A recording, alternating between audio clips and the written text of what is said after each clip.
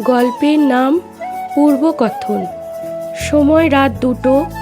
প্রিয় সৌম্যব্রত স্যার, আপনাকে প্রিয় বলে সম্বোধন করলাম, কিন্তু প্রিয় বলে ডাকার অধিকারটা কি আমার আছে?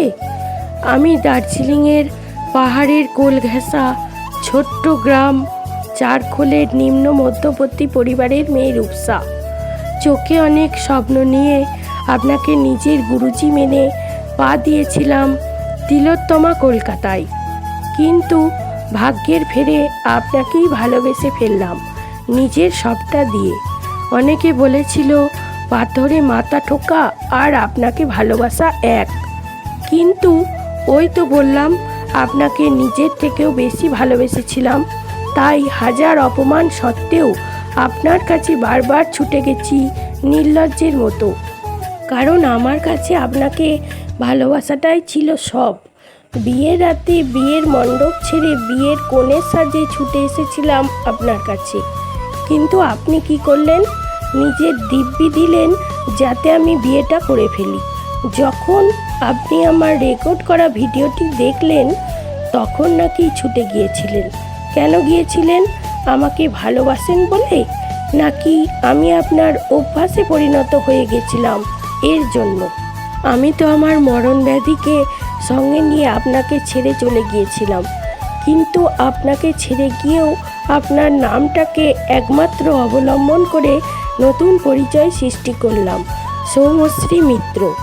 একদিন স্বপ্নে দেখলাম আপনি আমায় ছেড়ে ভালো নেই, তাই পরের দিন অসুস্থ শরীর নিয়েও সকালে ছুটে এসেছিলাম আপনাকে এক নজর দেখার আশায়, কিন্তু এসে শুনলাম আপনার নাকি বিয়ে, তাই আপনি ছুটি নিয়েছেন। শুনে মনে হলো আমি আপনাকে সারা জীবনের মতো হারিয়ে ফেললাম। ভাগ্যের পরিহাসে সেই আবার আপনার হাতে এসেই পড়লাম। তারপরও পালিয়ে গিয়েছিলাম আপনার কাছ থেকে। সেদিন রাতে আশ্রমে বলেছিলেন আপনার মতো নাকি আমাকে কেউ ভালোবাসতে পারবে না। আমি আপনার ভালোবাসার কাছে দুর্বল হয়ে পড়েছিলাম, তাই আপনার সঙ্গে ফিরে এসেছিলাম। আপনি আমার ইচ্ছেটা পূরণ করার জন্য শুধুমাত্র আমাকে বিয়েটা না করলেও পারতেন। সমাজের কাছে তো আপনার স্ত্রী ডক্টর তনুজা বোস। কেন আপনার কাছে কি নকল বিয়েটা করা ছাড়া কোনো পথ ছিল না?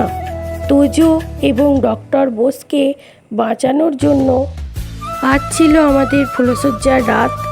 আমি কোনোদিন ভাবিনি যে আমাকে ফুলশয্যার রাতে এরকম চিঠি আপনাকে লিখতে হবে। আজ আপনি আমায় ডক্টর তনুজা বোসের সামনে অপমান করলেন। আমাকে অপমান করার সময় কি আপনার কিছুই মনে হয়নি যে আপনি তৃতীয় ব্যক্তির সামনে আমাকে অপমান করছেন? সেই তৃতীয় ব্যক্তিটি আর কেউ নয়, সমাজের সবার সামনে আপনার স্বীকৃত বউ। সে যতই নকল হোক, সত্যিটা কি জানেন সৌম্য স্যার? আপনি হয়তো আমাকে ভালোবাসেন, কিন্তু আমার যোগ্য সম্মানটা কোনোদিনও দেননি। আপনি আমার সেই সৌম্য স্যারই রয়ে গেলেন, কোনো আমার স্বামী হয়ে উঠতে পারলেন না। যদি নিজেকে আমার স্বামী ভাবতেন তাহলে আজকে আমার কথাগুলো বিশ্বাস করতেন, কিন্তু না।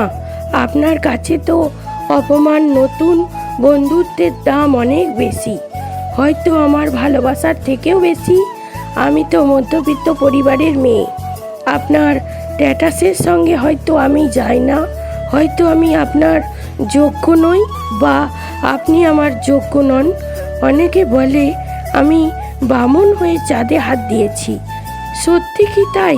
চাঁদ কি বামুনের কাছে নিজে থেকে আসেনি? জানেন সৌম্য স্যার, এই সমাজ দিন শেষে আমাকেই দোষারোপ করবে, কারণ আমি মেয়ে, তাও নিম্ন মধ্যবিত্ত পরিবারের। আজ কি সুন্দর নির্দ্বিধায় বলে দিলেন এই ফ্ল্যাটটা নাকি আপনার, অথচ সেই আপনি আমায় গৃহপ্রবেশের দিন আমাকে বলেছিলেন এটা নাকি আমাদের দুজনের ভালোবাসার বাড়ি।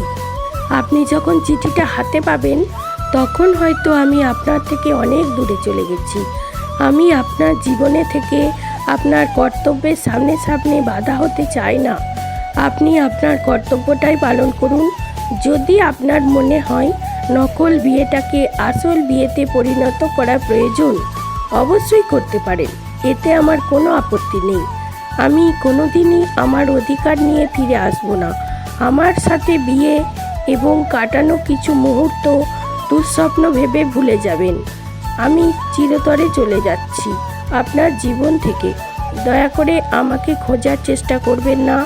ভাববেন না রূপসা আত্মহত্যা করবে, কারণ এই নতুন জীবনটা আপনি আমাকে দিয়েছেন, তাই বেঁচে থেকে আপনার এই ঋণটা শোধ করব।